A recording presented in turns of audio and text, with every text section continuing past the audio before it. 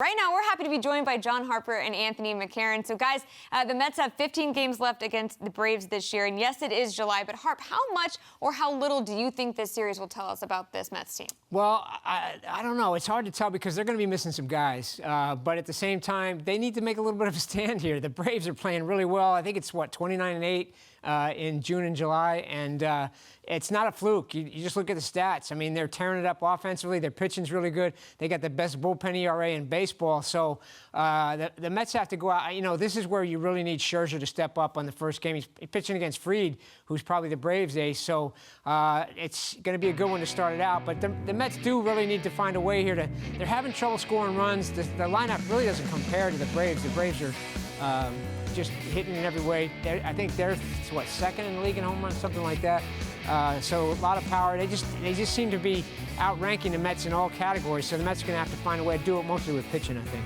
Guys, I don't mind hyping up this series a little bit because I really do think this is an opportunity for the Mets to tell us something about themselves, because all year long we have heard that this Mets team is different than the ones that have had good starts in the past. They're not going to fade away. They've got too much staying power. They're too talented. Everything has changed because Buck Showalter's the manager, and we've got a whole new regime in the front office as well. Well, now's the time to prove it, because the Braves have taken a pretty good punch from the Mets, and now it's one and a half games left. I mean, the Mets have been playing with a big lead for a long time, and the Braves have just kept coming and coming and coming. Acuna comes back. They're 44-24 since Ronald Acuna Jr., one of the best players in baseball, returned to the team from injury after finally recovering from the knee surgery last year. So, you know, they've added guys like Michael Harris II, the center fielder. They brought him up to play defense. He's Strider, the pitcher, Strider. Right, yeah. Spencer Strider in the starting rotation. So, look, they added Harris for defense. He's hitting .303. I think they're 30-11 since this guy came up and took over a starting job. They're loaded, and the Mets need to, I think the Mets need to do something, because they play all those other times, Michelle. I don't know if the Mets wanted in the back of their head, you know, hey, well, we really laid an egg in that series, you know, against them.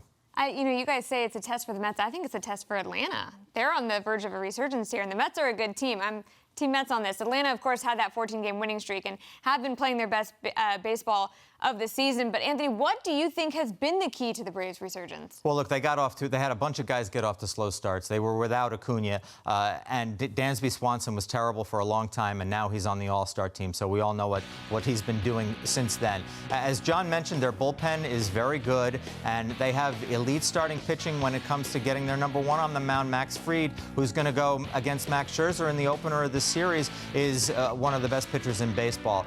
Austin Riley has been unbelievable. He's one of the best power sources in the game right now. 23 home runs, 908 OPS.